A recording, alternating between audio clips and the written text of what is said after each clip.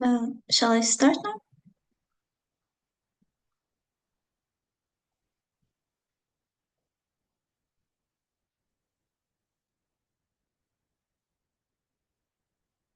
Yes, please go ahead. Thank you. Oh, okay, thanks. Hi everyone. My name is Catarina, and like a few years back, I was where you are right now. I was a former participant and also a monitor for 2 years in AstroCamp. But today, I'm here to talk to you about the physics and maths that are hiding in plain sight in our life. So you wake up in the morning and you're like, I really want to listen to some music. So you put your phone playing, maybe you put some headphones, but where does the innovation come from? How can we do that? So, as you know, like sounds is waves.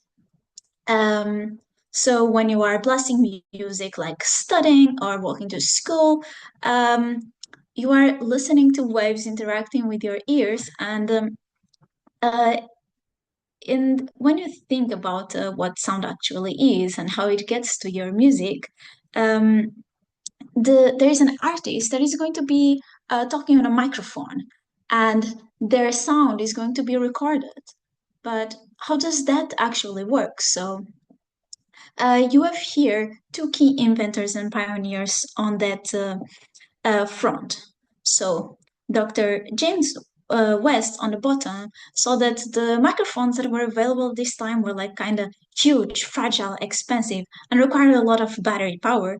So he invented something that's called a foil electric microphone that used a specific material that holds a permanent electric charge. So he was working on electroacoustics. And with that, we are now able to record music, and his invention, like all of the maths and physics that come behind these, are now used for basically 90% of the microphones on earth. So every time that you are using your microphone to chat with someone on a video call on your phone, or just recording a talk for school, or just like playing back some music, just remember like it came from there. And by doing all the correct maths and taking into account the physics. But then there is also the other side. You are also listening to music. So then you have Amar Bose, which study acoustics and psychoacoustics. And he realized that the recordings were like not that great. So when you go to a concert hall, you hear all of those reflections bouncing out of the walls that make the sound feel a bit more full. But that was missing at this time. So he invented this direct reflecting speaker system to allow us to fully hear the music that has been recorded. So we used physics equations to design the speakers and headphones that recreate that rich 3D sound that you get when you hear to live music. And then his inventions led to active noise canceling. So if you ever have those headphones, you just pop them on and then they kind of mute the outside world, but it's just physics. So basically, they have a small microphone that came from the invention of James West that records the sound that is on outside, and then it does a quick transformation, and with the speaker on the inside is playing you the inverse wave. So both waves from the outside and from the inside kind of cancel out on your ears, and so you don't see the background noise, and you can just fully enjoy the music that you are listening. So another used for these is hearing aids that allow you to hear the song more clearly.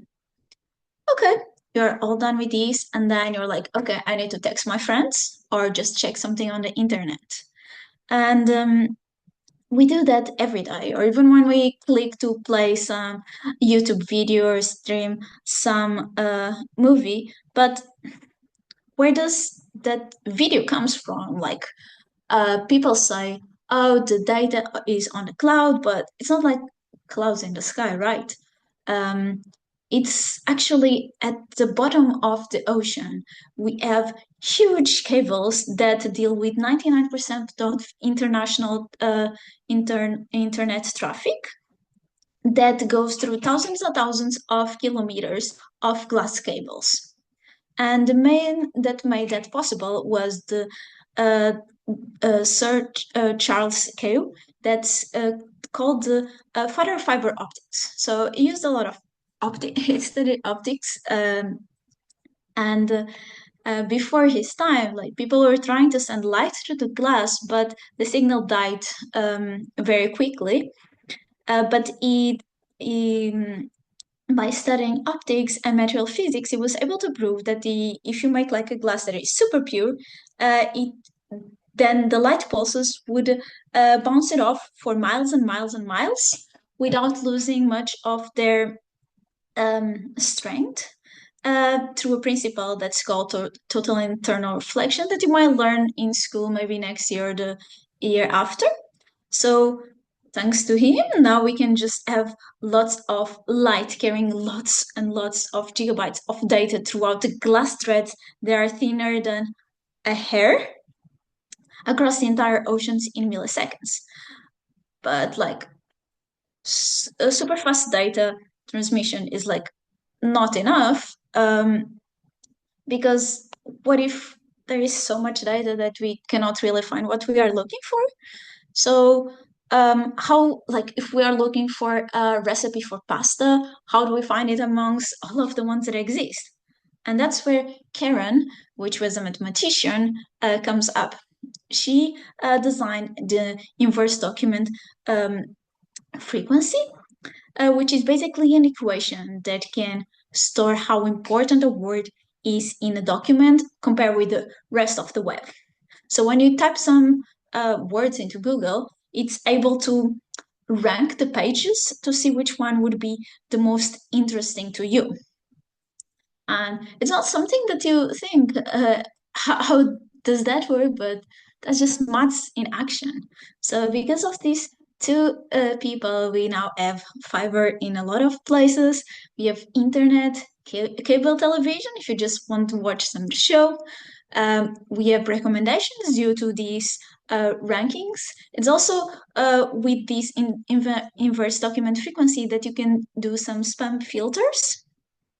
And with optical fibers, you can also do some medical imaging through the offshoots of what happens when you apply these physics and maths concepts.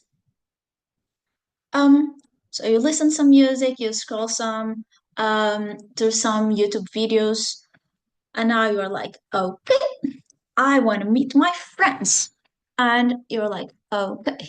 And you decide to meet up in a new place, but how do you arrive there? How do you navigate to that?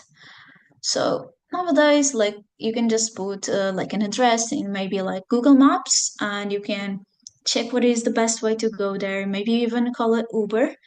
Or if you are in walking distance, you can just see on your phone where your friend is, and then you see the bubble of your friend, your bubble, and then you try to meet up somewhere in the middle.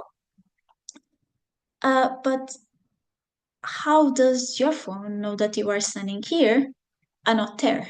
How does he know that your friend is over there?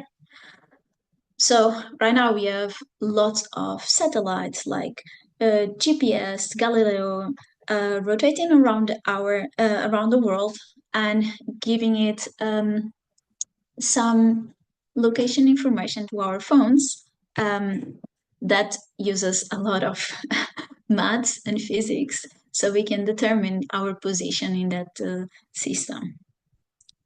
But in a way, this is also this can only happens because of Gladys West.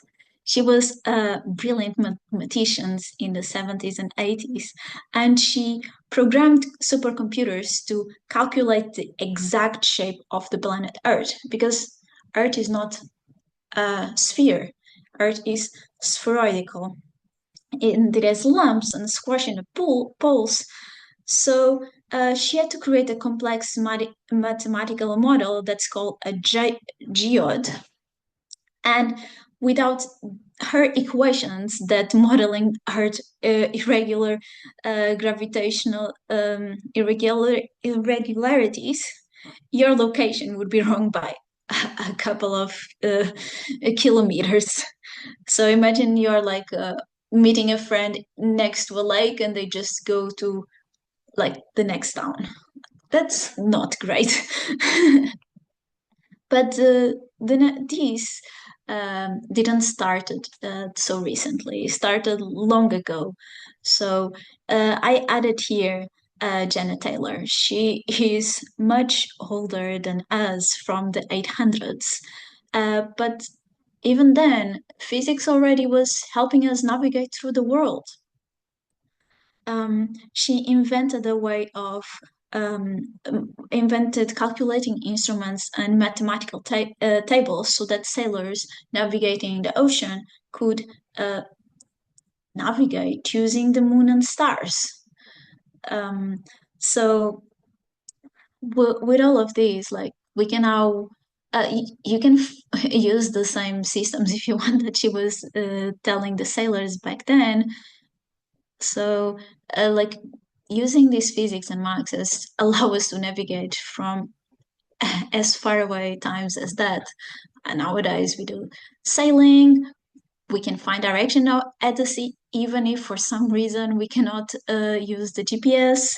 And and these also allow us to do the route planning, like I was talking in the beginning, or like if you order a package and you see the mail company coming towards you and you can see tracking where they are coming closer to your house, that's also due to this. um, so okay, you managed to meet up with a friend and now you decided that you want to go buy something,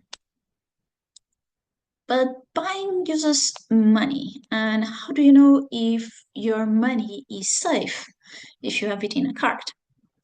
But more than that, like anytime that you go to like social media or make an online payment, or even send a message to a friend that is supposed to be encrypted, or you save a password somewhere, like you are relying on very complicated and advanced mathematical algorithms that protect your personal data from someone who is trying to exploit it. And the modern digital security begins with Alan Turing. So during the Second World War, he was a British mathematician who was able to decipher the Nazi machine called Enigma that was scrambling their military messages using billions of combinations. It was thought unbreakable, but using maths, he was able to do it, and that saved millions of lives. And he also proved that machines could process mathematical logic at speeds that humans couldn't match. The idea is like machines can actually perform better than humans at some tasks. Um, and he also gave birth to the digital computer model that we use nowadays. Like before, computer was just a name for people who would do calculations by hand. And nowadays, the computer hardware is getting faster and faster. And uh, when you think about how our passwords protected, they is just like encryption keys that are based on really hard maths problem, like multiplying two huge prime numbers. And if they are very huge, it's like impossible to get a normal computer to break them. If you know one, you know what the other will be. But if you don't, and you just have the multiplication number, it's very hard to decompose it. But if you think about maybe in a couple of years, we will have quantum computing. And those should be able to solve that problem in like seconds. So then, like our bank statements, our encrypted messages, all lose their encryption like this. And here it comes Brassard that co-invented the world's first protocol for quantum key distribution. So instead of protecting our keys, our data with these hard mathematical problems, he started to use the laws of quantum mechanics. So if a hacker, someone who wants to get your data, tries to spy with on light particles, on photons that are carrying the encryption key, the mere act of observing the photons changes their state, which means that you know if someone was spying on you. So you can think like a grab, like we are no longer protected by maths, we are now making physics do the protection from us. And with the works from these people, we have like all of the banking security, passwords, um, and nowadays protecting digital data from eavesdropping.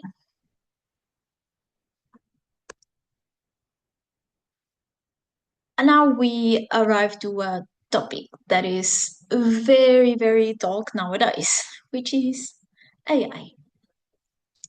Um, you you can see it everywhere, from unblocking your phone with your face, adding a filter to your photos, like putting dog ears, putting a hat, whatever, searching your photo gallery for photos of cats or of yogurts, or even asking a large language model, LLM, for a summary of the history chapter that you might be working, or to ask it to prepare a couple of questions so then you can revise for a test.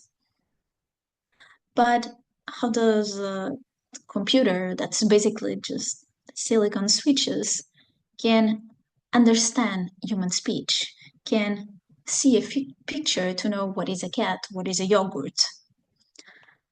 So we can see the work of Geoffrey Hinton, who won the Nobel Prizes for Physics in 2024. And back in the 80s, most scientists thought that AI was like dead end, is not really important. But he thought that computers could learn like humans, like neurons.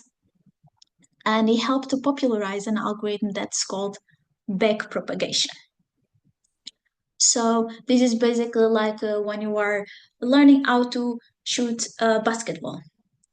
You shoot a ball and then you will fail. And then you're like, okay, I need to adjust my angle. Maybe I put too much like this. I need to put like this. And you shoot again.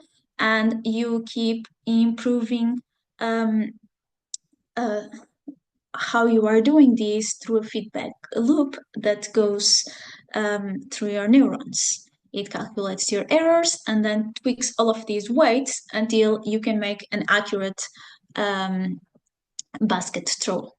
And that's also how these neural networks with backpropagation work. But even if you're a very good learner, you cannot learn if there is no data to learn from. And that's where Dr. Feifei comes into play.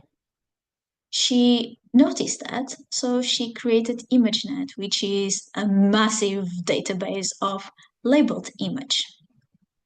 So the AI models could be trained on that data to be able to know what is, to be able to distinguish.